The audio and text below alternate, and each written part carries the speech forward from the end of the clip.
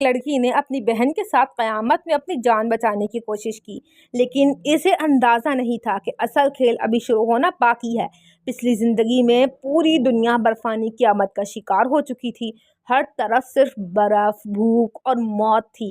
اس مشکل وقت میں میری اور اس کی بہن کو دو پراسرار انڈے ملے۔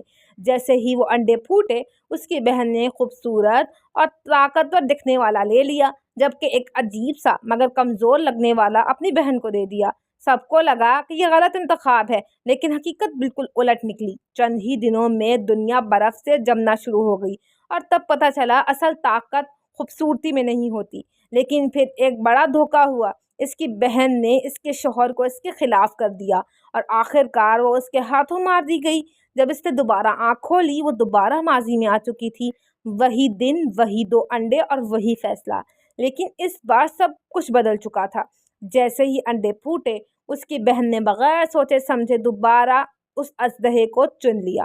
اس کے چہرے پر اعتماد بھری مسکراہٹ تھی۔ اسے لگ رہا تھا وہ جیت جائے گی، لیکن صرف میری کو معلوم تھا کہ اس اژدہے کی حقیقت کیا ہے۔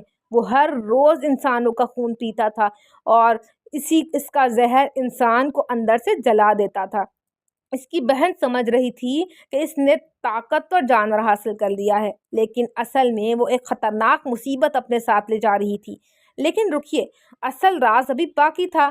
اب میری کو جلد ہی احساس ہوا کہ صرف وہی دوبارہ زندہ نہیں ہوئی ہے، اس کی بہن بھی سب کچھ یاد رکھتی ہے۔